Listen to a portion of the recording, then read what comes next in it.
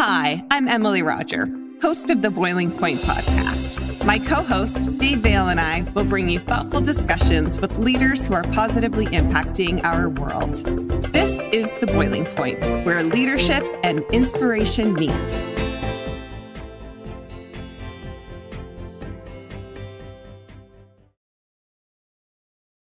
Hi, Dave. Hello, Emily. How are you? Episode. I'm good. Yeah. How are you? Awesome. It's been a while. It has been a while. Yeah. And now it feels like summer. It was Yeah. cool temps. We're dressed a little differently. We are. Yeah. How have you been? I've been great, but you've done some pretty cool stuff over the last little while. I'm wondering if you'd share with the audience what you've been up to. Oh gosh, what have I been up to? That's a great question. I guess over the last few weeks since we last would have chatted, I was down to Belize on a saltwater fly fishing trip and was away on a snow goose hunt, and then went back to Belize, which was not in the plan, but a little last minute trip, which was phenomenal, back to the same lodge. I'm writing an article on fly fishing. And so I got to go back there with a photographer so we could capture some images. And I had another super successful trip saltwater fishing, and back home in New Brunswick now, and actually getting ready next week. I'll kick off salmon season. So going away for a week to go fly fish for salmon. And how do you fit all this in? That's the big question.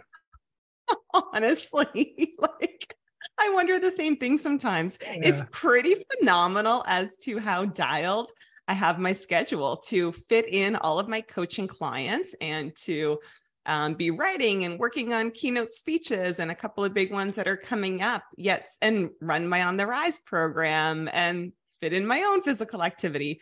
Yet feel like, there's a couple of moments where I'll feel that kind of overwhelmed, but for the most part, it feels pretty good. And the other day, I actually re-listened to our last podcast with Marianne Iveson. Mm-hmm. And it was kind of exactly what I needed to hear in the moment that I was in.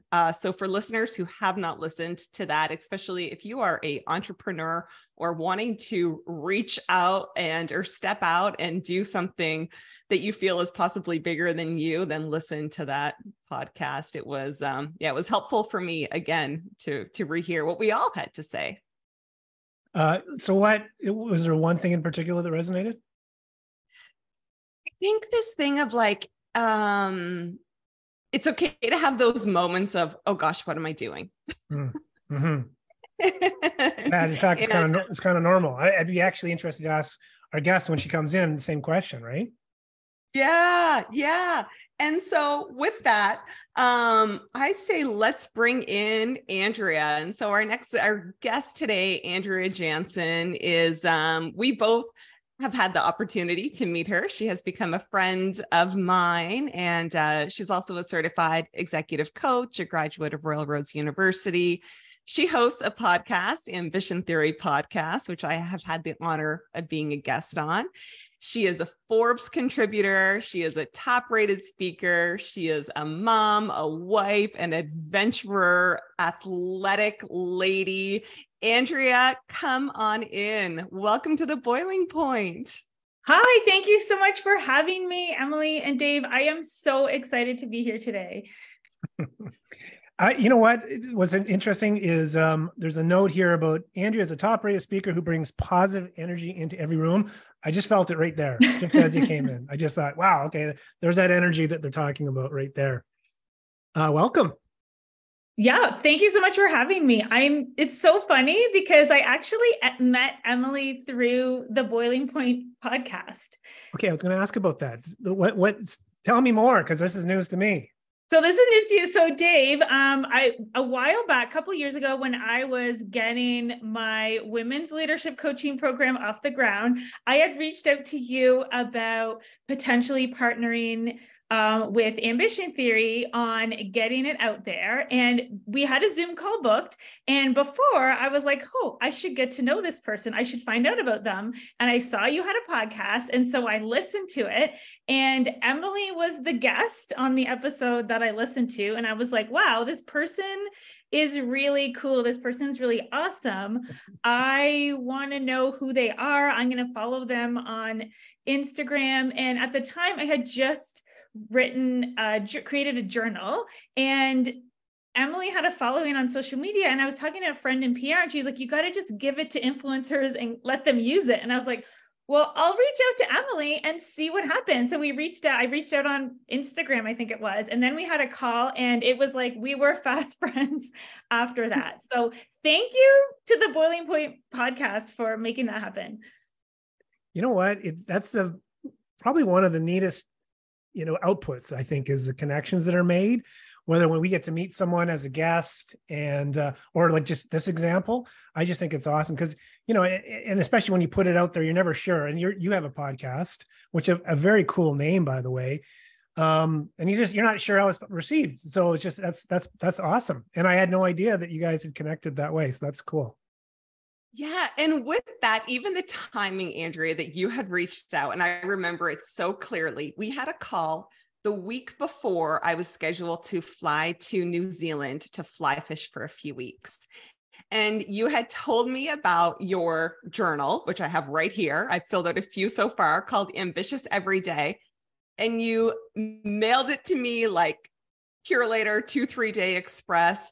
And I took it on my trip to New Zealand with me, and I journaled every single day about it. It actually makes me emotional because it was such a, again, you talk about the perfect timing of things, and it really helped me self-reflect during that trip as to what do I really want, not just out of that trip, but what do I want out of that trip that I'm then going to move forward with. And in the journal, you have a list about setting goals. And I've shared this with you before, but I wrote down my goals for what I wanted for 5-year goals to be. And within less than a year, all of the goals were checked off the list. And I'm like, Andrea, I need a new journal. Send me a new journal. Wow. So can you fill me in on the journal, Andrea? I'm not familiar with it.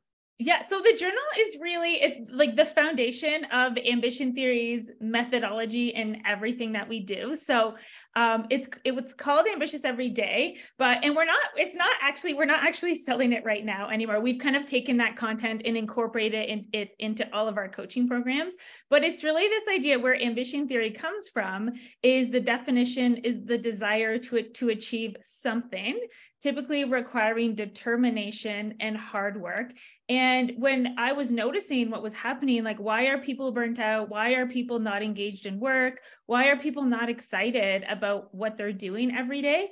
And it's really that lack of clarity on the something that you're striving for. And what the questions that we ask people in the journal and in our coaching programs are really at the core of what's important to you and aligning your goals with that. So whether that's what opportunities are available at your company, what opportunities are there in the world, people to align with, lodges to visit, those kind of things, when you kind of align what's important to you with the opportunities out there and you write them down, and that kind of gets it out of your head and into the world, and it starts that action going. And that's kind of become the principle of everything that we do at Ambition Theory, is really looking inside of people, what are their strengths, what makes them excited, and then helping them align that with opportunities that are available, and then making a plan to make it happen. And as Emily talked about,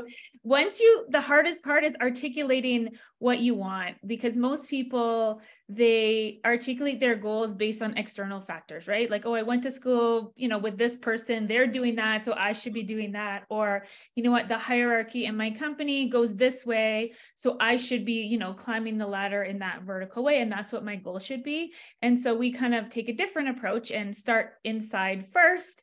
And then look externally as well, because you want that balance, you want that alignment. And then when you have that alignment, that's when Emily's all the goals I wanted to achieve within 5 years happened in 1 year, because Emily was able to find that perfect alignment.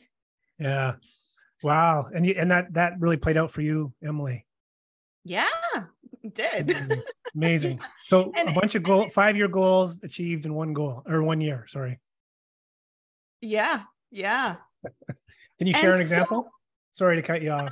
Well, one of them was going to Royal Roads to do the graduate program. Okay. And that was one. The other one was saying yes to the documentary being filmed, or one of them. And then fast forward a year later and 2 were filmed. And at the time I was very reluctant.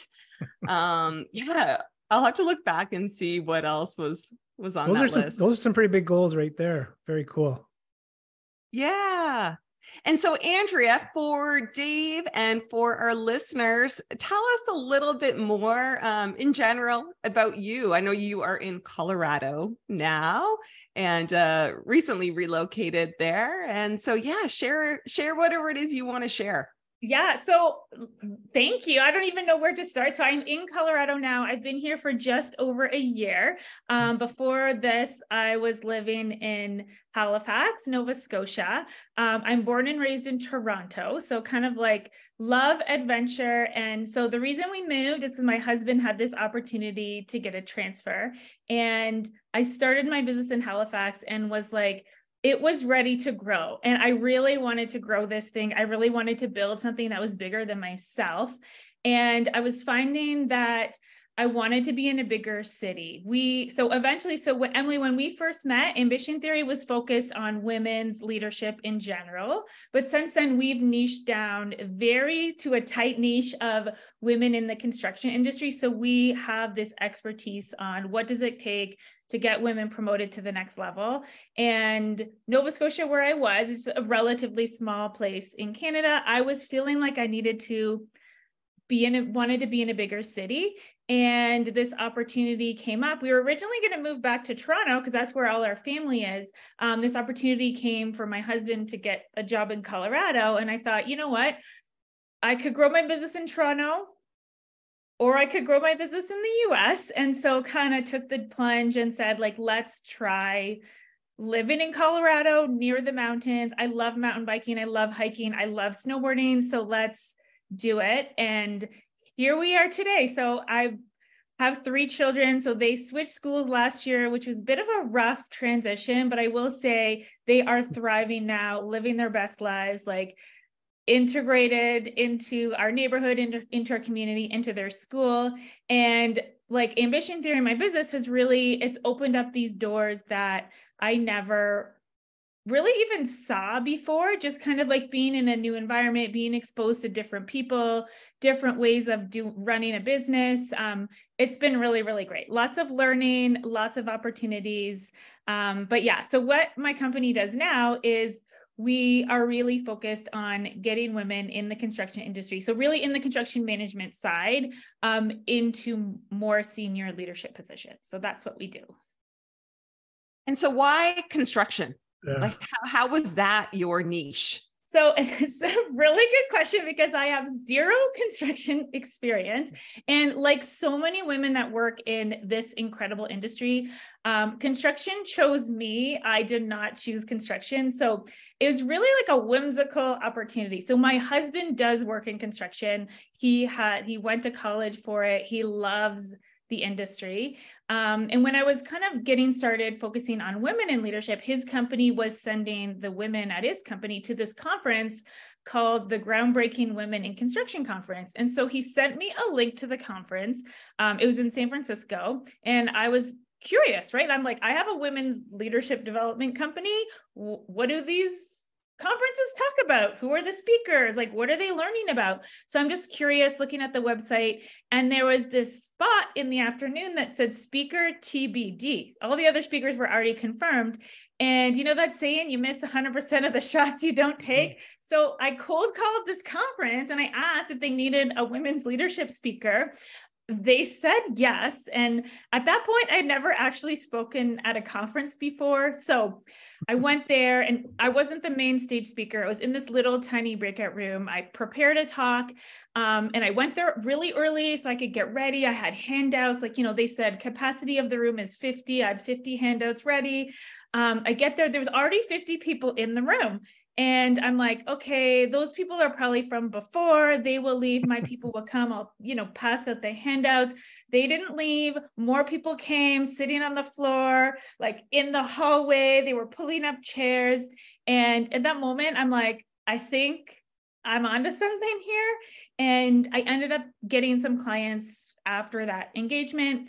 And then I had always heard, like in marketing books for entrepreneurs, like niche down, find your niche, but really resisted it for quite a long time. So it was to the point where Ambition Theory was serving like 70% of the clients were from the construction industry, but we were still, marketing ourselves as being for anybody, as being for everybody, any woman in leadership. And then it came to the point where I was really looking at the numbers and I thought, what if we focused and went all in?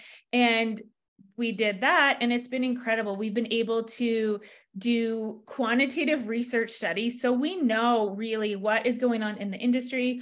We've been able to hone our methodology, so we know, like, what do women need in order to advance? Like, how does it work specifically in this industry? Because it's so male dominated. It's so focused on technical skills. So really, like, what are the specific things that we need to teach our clients so they are empowered to get themselves to that next level? So it's been really cool niching down. But yeah, I'm never worked in the construction industry, but our expertise has really become like, how do you navigate those relationships? How do you create those opportunities? And what are the roadblocks that get in the way? And how do we get around them? So I have a theory, but I'm curious to see if it fits here. For you, what were the challenges with niching down? Like, what was the obstacles for you? I think mentally there was I have this banking client. Oh, I have this healthcare client. Mm-hmm. Wait, if I say no to them, like, am I going to get enough? Right. I think mentally, like, realizing that, like, that fear of scarcity, right? Like, if I let go of this client to make room for this newer, like, more of this other segment to come in, is it going to work? Mm-hmm.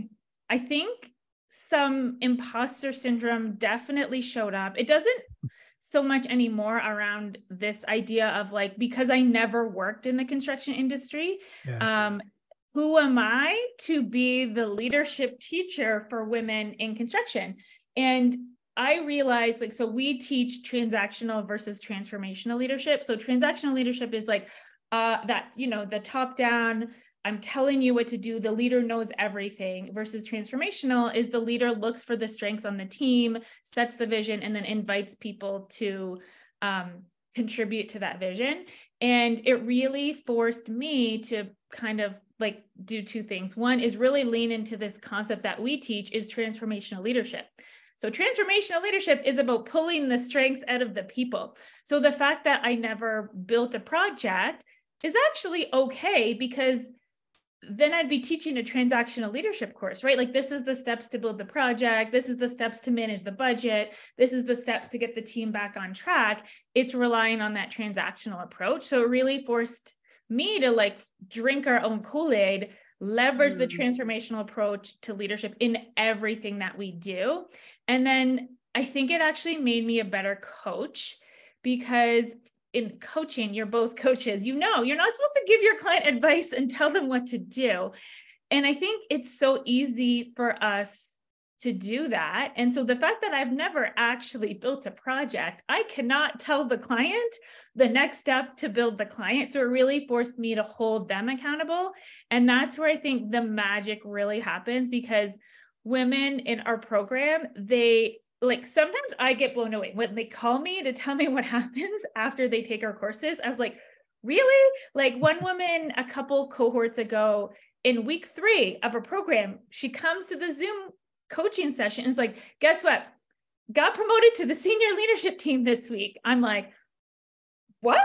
Like, did that really happen? And it's really about leveraging those coaching skills. I think that, so to answer your question, I think like that belief in myself that the business model is going to work, that niching down is actually going to work. And then that imposter syndrome of like, am I really the person to be teaching this? Because I will say at the beginning, I did get pushback from people on, because really the expectation in the construction industry, because most people in leadership positions are men, most leadership teachers that in the construction industry are men who are retired, who have kind of come back, and that's kind of their thing now. And so like the model of like a younger woman doing this, there wasn't really an example of that. People were like, oh, like, no, we usually get this person to do stuff like that. So I think at the beginning there was external kind of pushback as well, but we've been able to like develop this expertise over the past 5 years and really hone it down. So now we have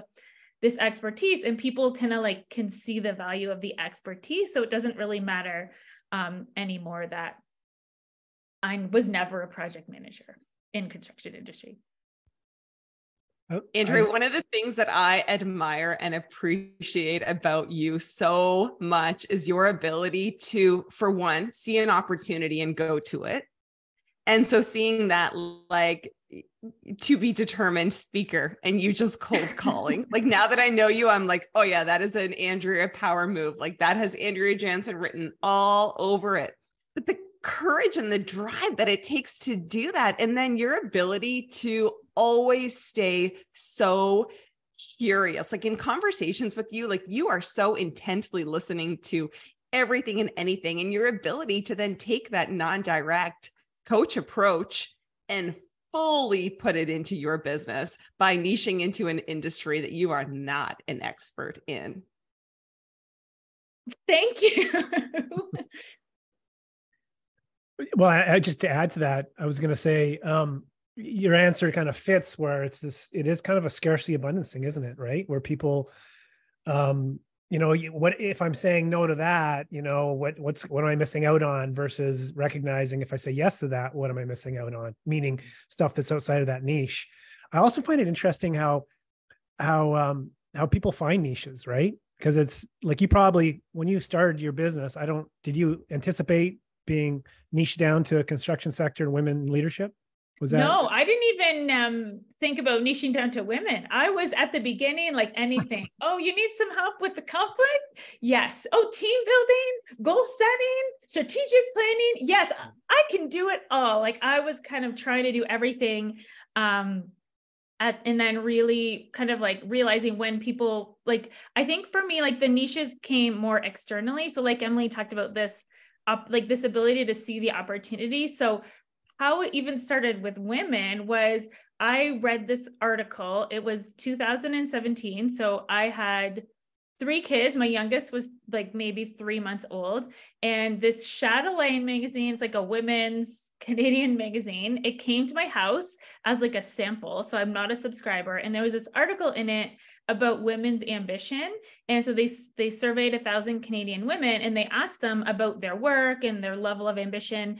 And in this survey, it said 2/3 of these women would not take their boss's job, even if it was offered to them. And that kind of sparked this in me because I was always taught that if I worked hard, I could be whatever I wanted. Mm-hmm. And any opportunity was available to me. And I never really thought that like being a woman would be a disadvantage. I'm like, that's not me.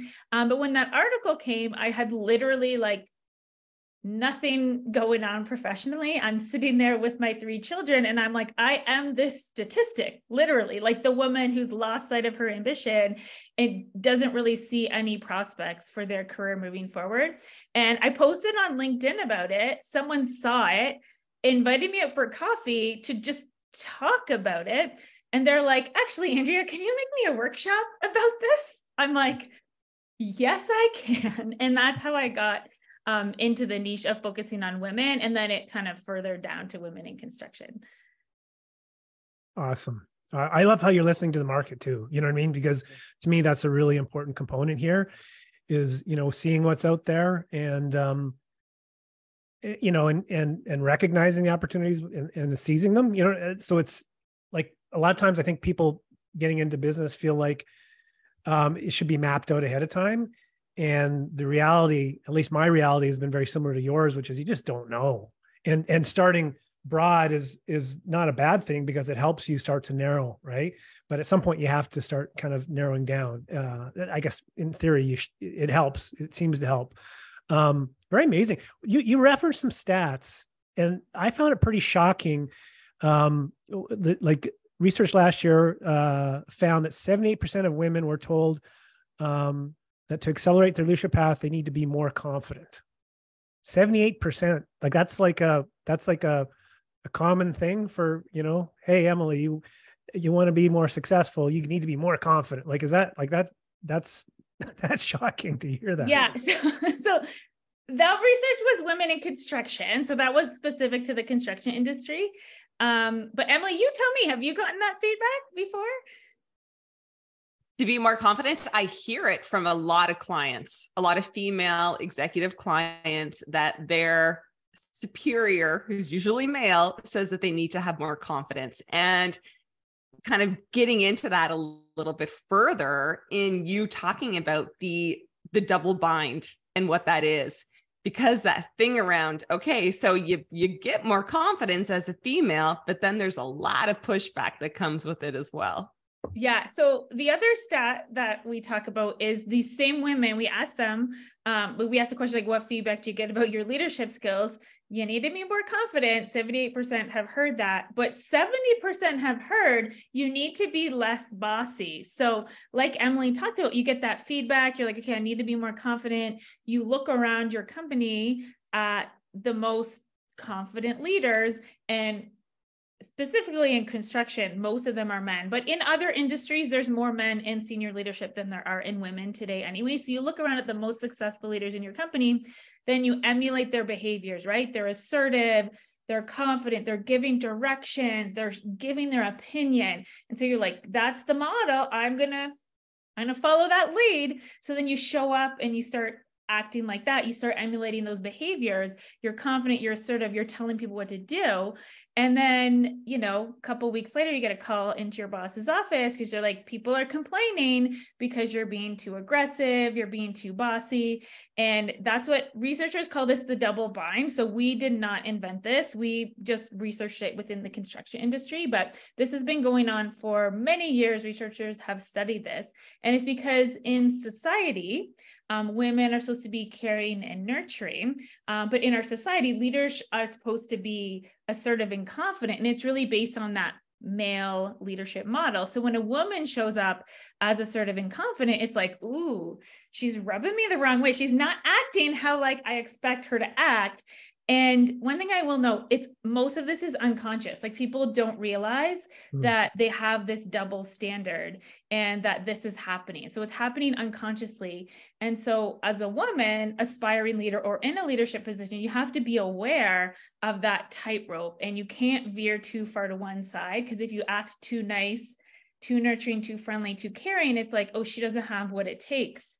But if you're too aggressive, it's like, oh, she's too bossy. So we're not going to give her that leadership position.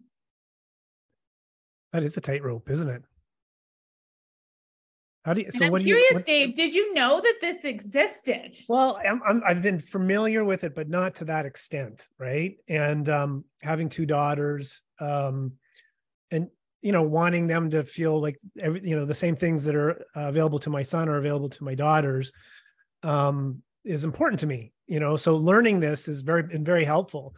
And a lot of when I learn it as a man, it's surprising because I haven't experienced the same things, and then, so I'll talk, Emily or someone like yourself, they'll say, oh yeah, it's pretty common. I mean, and I'm not, I guess I wouldn't be said naive to it, but I'm a little bit surprised at this, point in time, it's still a thing. I guess that's what keeps on coming to, to my mind.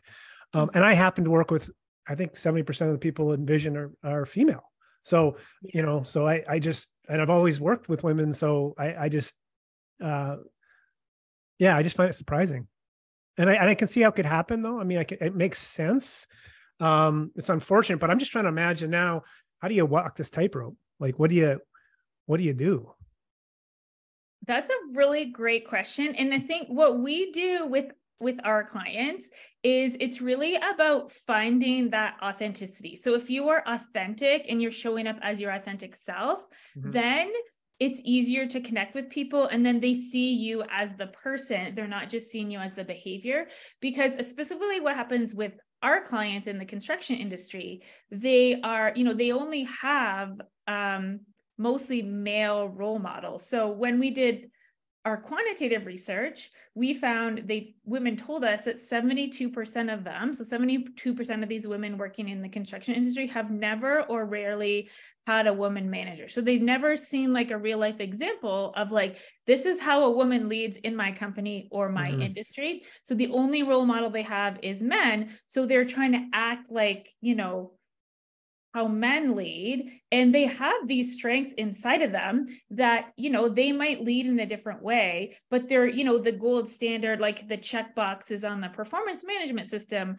are based on like more on a male style of leadership. So when they're showing up and they're acting aggressive, they're emulating behaviors, they're acting like someone they're not. So they're showing up as inauthentic, and then it rubs people the wrong way, right? If someone shows up to you, right, and you could tell, those salespeople that you're like, they're trying to sell me something, and I just like, I don't know what it is, but like they're rubbing me the wrong way. So when you're showing up not as your authentic self, like not leveraging your strengths, not bringing your whole self to the table, it's like it rubs people the wrong way. So that's partially why some of that feedback happens. So it's really being like really understanding what your strengths are, what is the unique value that you bring to the table, and how do you show up in a way that is authentic to yourself. And it's also the communication is going to land with your team, land with the people that you're working with. So it's really kind of peeling back the layers a little bit and just understanding the unique value that you bring to the table. Yeah, that fine line between when are we being assertive and when are we being aggressive? Yeah, and it's hard to know. You can't really know. And I think the second piece is education too. It's like, just like recognizing like, this is not like a men versus women thing. It's just like this is the thing that we deal with in 2023, and we can talk about it. And once we know that it exists, we can be aware of it. And even like women do this to other women too, right? Like, I'm sure, Emily, you've done this. Someone's rubbed you the wrong way. You're like, oh, they called them a not nice word. And it's unconscious. It's something that exists in our society today. And like, once we call it out, it's like, okay, it just is. It's nobody's fault. We can move around it. But if we pretend that it doesn't exist, we're going to just keep hitting up against it. Yeah. And such an interesting statistic about 72% of the women not having a female role model in a leadership position to either learn from or look up to. And that reminds me, we had Dr. Lino on the podcast a few months ago now, and he spoke about how in the States, there are more CEOs with the first name Michael than there are female CEOs. And then, so you had to narrow that down even more into a predominantly male field like construction, and just how smaller that would get. What have you found to be the biggest takeaway? So you offer a 8-week program, I think it is, for women in construction and leadership.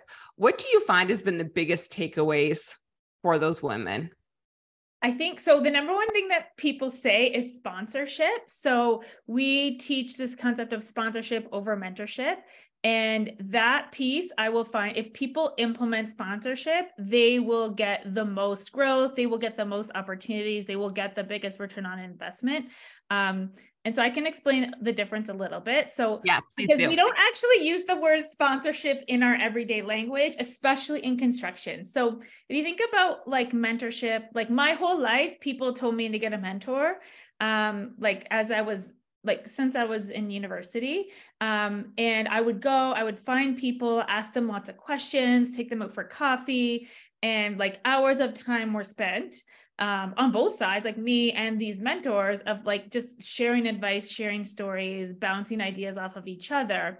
But But the really interesting thing is that in those situations, none of these mentorships really led to big opportunities for growth. For me specifically, they didn't, but also there is research behind this as well.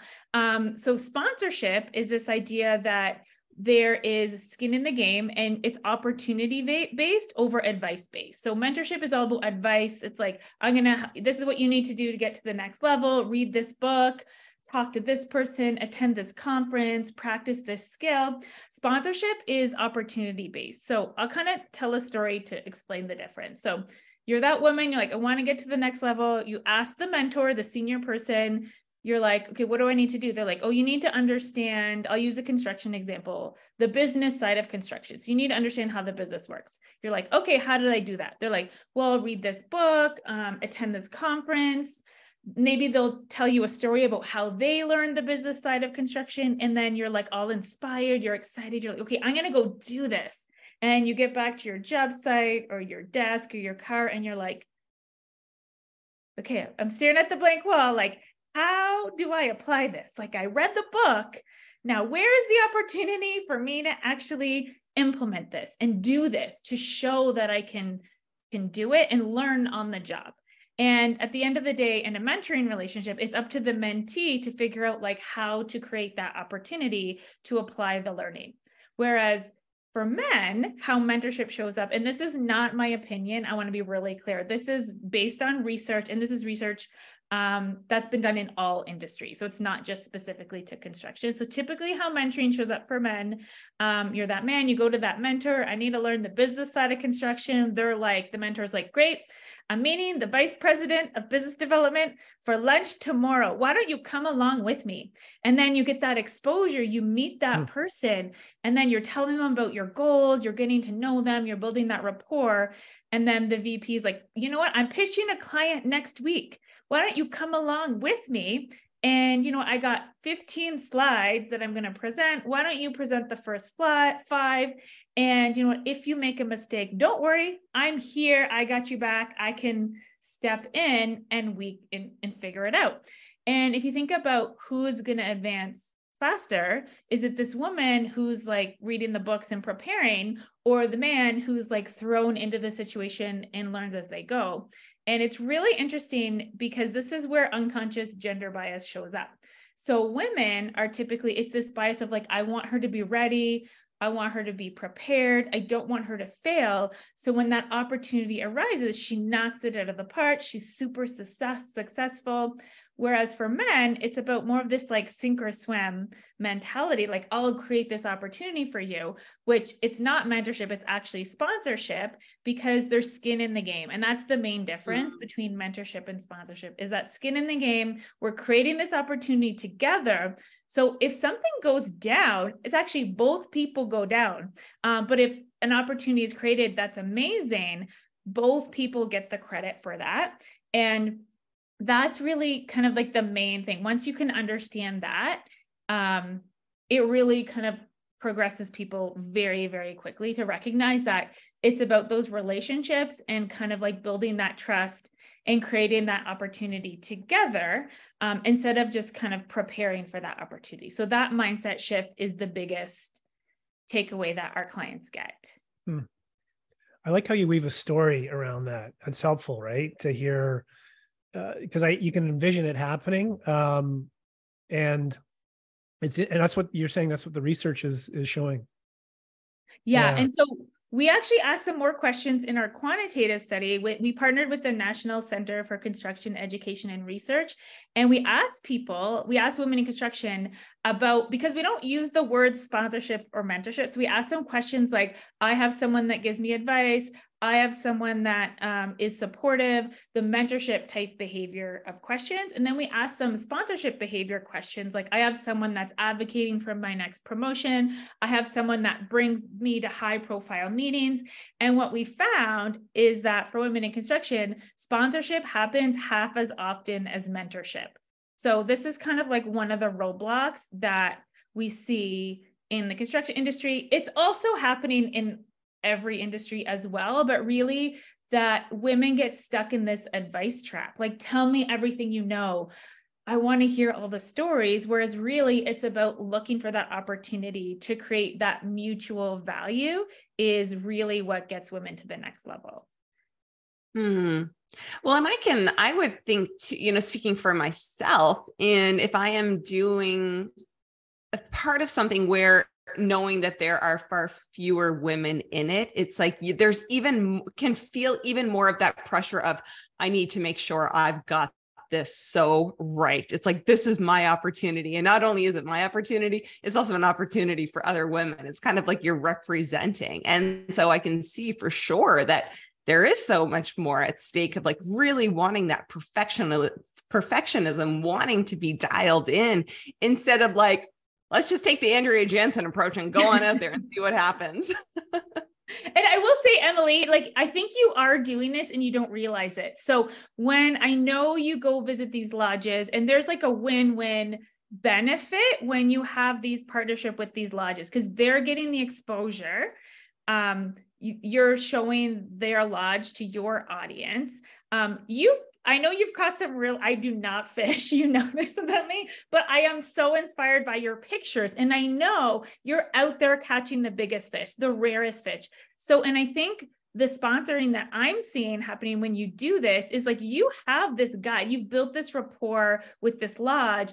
They're actually having someone that has your back. Because the last thing that they want is Emily Rogers came to our lodge and there's no picture of Emily with the fish, because that is not a win-win. They want that win, right? They're skin in the game for both people. They want that picture of you with the big fish, because that's going to inspire other people to want to visit the lodge, to want to get into fly fishing. So you built that relationship before, and it can happen really quickly. But then when you're there, you're like getting to know them, you're building that trust, and then you go out on the water and like your guide is there, like doing everything they can to ensure success. And you're already leveraging sponsorship, but I don't know if you realized it.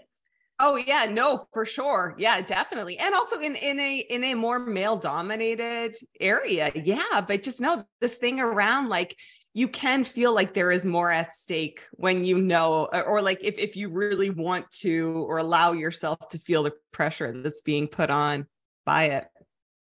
Can I share a perspective on that, Emily? Like as I was listening to you, I was thinking it's interesting how that would feel like more pressure, right? Versus, I don't know, like in my mind, I was thinking, well, how cool is it to be unique in this industry or this sector or whatever, in terms of being like how many women fly fishers are there, right? Maybe there's a whole bunch, I don't know, but I just feel like that's kind of I don't know, it could be a bit of a cachet, having that uniqueness, being not like the typical person. But yeah, but you're not necessarily feeling that. I don't feel pressure. I don't feel pressure. Okay. I mean, even getting back from this trip with the photographer who was with me the whole time, I did not feel pressure. I ended up getting a grand slam, which is like the ultimate thing that can happen to a saltwater angler. But no, just around this concept of, I think for me, like I've had so much experience in kind of knowing what it feels like to be under pressure and choosing to let that go, but that I could see very easy for women and men too, that can get so trapped in that pressure. Yeah, totally. It's one of those things, and it's interesting. We have this like rule at Ambition Theory. It's like the number one rule of working with us. It's like, get out of your comfort zone, because that's where the magic happens. The comfort zone, I don't have a picture with me now, but it's like a little tiny dark blue dot, and then the magic happens in a bright yellow sun with fireworks all around it. And the thing about the picture that, Emily has it. Okay, Emily has it. She was ready for this. She anticipated that. You anticipated that. So the interesting thing about that is like that discomfort, that perfection, all of those feelings are actually just a sign that you're leaving your comfort zone, right? And it's like your brain saying, okay, danger, danger, danger. You could fail, right? Like Emily is going to Belize. She's never fished in Belize before. You could go there and lots of things could go wrong. And so I think it's like when you can flip the script in your mind that like, oh, this is warning me. This is like a protection sign that like, you know what, I'm going towards this amazing opportunity. And what do I need to do to be prepared for it? Like, how do I get ready for that? Who are the people that I need in my corner to make sure that, you know what, if this does fail, it's not a complete catastrophe. So who are those people that I need around me? And flipping the script that way, because it can be debilitating, right? It's like that fear, that perfectionism, and you're like, I'm not ready. And you know what? Sometimes it's like you aren't ready, but sometimes you have to do it anyways. And I think to be successful, it's recognizing that, you know, this is a big risk. Things could go wrong. What do I need to do to make sure if things go wrong, that it's not a catastrophe? And sponsorship is a great way to do that. So having those people that have your back, that are invested in the mutual win, then that it makes it a lot less stressful to take those big risks. Yeah. Yeah. Good advice. How do people learn more about you, Andrea? Where would you direct them? So you can connect with me on LinkedIn. So it's Andrea Janzen. You can go to our website. So it's ambitiontheory.com, or you can listen to our podcast. So it's Ambition Theory, Women in Construction. Amazing. Andrea, thank you so much. And so at the end of each episode, Dave and I do takeaways. So things we took away from our conversation with you. Dave, what do you got? I got a lot, Andrea. Like, first off, you know, that piece about authenticity, right? You know, it's so important to be authentic, and I couldn't agree with it more. And I think something that you bring is authenticity, and you know what I mean, and sharing your story in such a candid way, and then talking about the importance of authenticity. So it's like you're role modeling that. So that's probably my biggest takeaway, and I just really appreciate that. And the other piece would be just going for it. Right? Like just having that ambition to put yourself out there. And so, you know, when I see it in someone else, I find it very inspiring, and, you know, it makes me think of, you know, how can I be more of that? So those are my two takeaways. Yeah, I love it. My takeaway, yes, similar to that, is around the seeing the opportunity. And if somebody says yes to you, then take it as a yes. And that to go for it, to not get caught up in that self-doubt and all of the other thoughts that come along with it, and to just really walk into when doors do open for you. And my other thing, and in just talking about your journal, is just the power of goal setting, getting clear, having people in your corner, sponsors, whether it is coaching or whoever it is, to help you really clarify your goals. And that is where the magic happens. So Andrea, thank you so much. It is, I've been wanting to have you on here for a while, so I appreciate you taking the time to come on. And we will list all of Andrea Janzen's information and any extras we discussed in the show notes. The best place to find that is on our website at the Boiling Point Podcast, or at boilingpointpodcast.com. We are active on LinkedIn, Facebook, and Twitter. We will put the video version on YouTube and Facebook. And of course, the podcast is available on all of your favorite podcast platforms. Well done, Emily. Thanks, Andrea. Thank you so much, Andrea. It's been a blast. Thank you.